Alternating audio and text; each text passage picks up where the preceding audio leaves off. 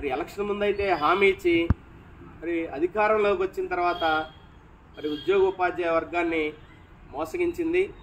అలాగే ఈ ప్రభుత్వం కూడా ఎలక్షన్ ముందు సిపిఎస్కి ఒక ఆమోదయోగ్యమైన పరిష్కారం చూపిస్తామని చెప్పి మరి సంవత్సరంన్నర కావస్తున్నా కూడా ఈ ప్రభుత్వం కూడా సిపిఎస్ విషయంలో మరి ఉద్యోగ ఉపాధ్యాయులను మోసగించే పరిస్థితిలో ఉన్నది.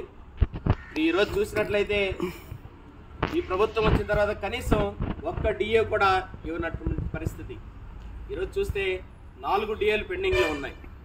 మరి ఇదేమన్నా ఉద్యోగ ఉపాధ్యాయులది గొంతెమ్మ కోరికలు అంటే ప్రతి 6 నెలలకు ఇవ్వాల్సినటువంటి డిఏ కేంద్ర ప్రభుత్వం ప్రకటించిన తర్వాత తామాషా పద్ధతిలో 6 నెలలకు ఒకసారి ప్రకటించాల్సినటువంటి డిఏ విషయంలో కూడా ప్రభుత్వం ఉద్యోగులను మోసం చేస్తున్నది.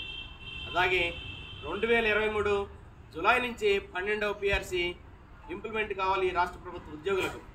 కానీ ఈరోజు 2 సంవత్సరాలు దాటినా కూడా ఇంతవరకు కూడా ఈ యొక్క ప్రభుత్వం కూటమి ప్రభుత్వం 12వ పిఆర్సీ కమిషన్ నియమించలేదు. కమిషన్ నియమిస్తే ఉద్యోగ ఉపాధ్యాయులు ఐఆర్ డిమాండ్ చేస్తారనే ఉద్దేశంతోనే ఈరోజు సీఎం చంద్రబాబు గారు కనీసం కమిషన్ కూడా నియమించలేదు. మరి ఇదే చంద్రబాబు గారు గత పీరియడ్లో 43% ఫిట్మెంట్ ఇచ్చారు. కానీ ఇదే చంద్రబాబు ఈరోజు కనీసం కమిషన్ వేయటానికి కూడా ముందుకు రావట్లేదు.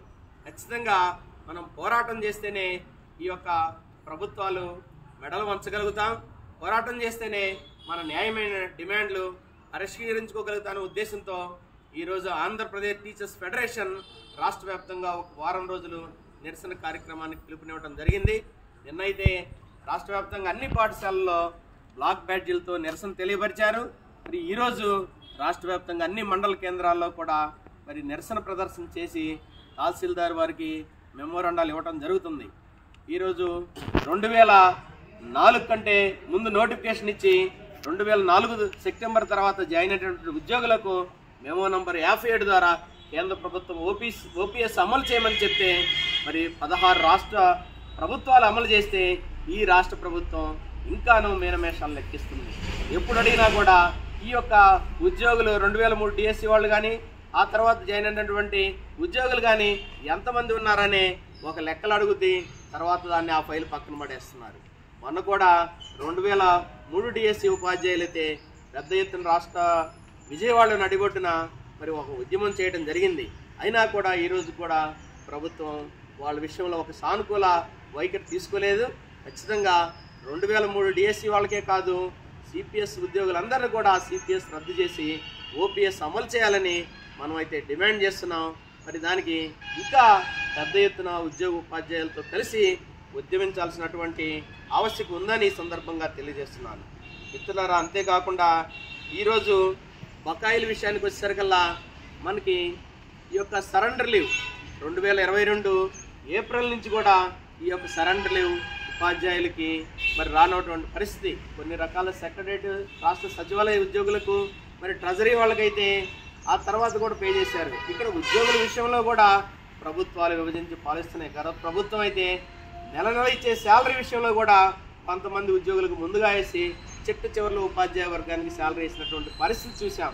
ఈ యొక్క ఎరియర్స్ విషయంలో కూడా ప్రభుత్వాలు మరి ఈ యొక్క వేరియేషన్ చూపిస్తున్నాయి.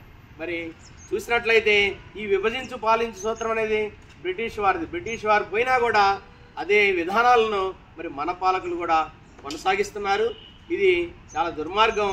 మరి ఆ యొక్క పెండింగ్ బకాయిలు ఏదైనా మనం దాచుకున్న డబ్బులు కూడా పిఎఫ్ కావచ్చు, ఏపీజేలే కావచ్చు, మనం దాచుకున్న డబ్బులు కూడా ఇవ్వటానికి సంవత్సరాల తరబడి ఆఫీసుల చుట్టూ తిరగాల్సినటువంటి దుస్థితిలో ఈ ప్రభుత్వం నడుస్తుంది.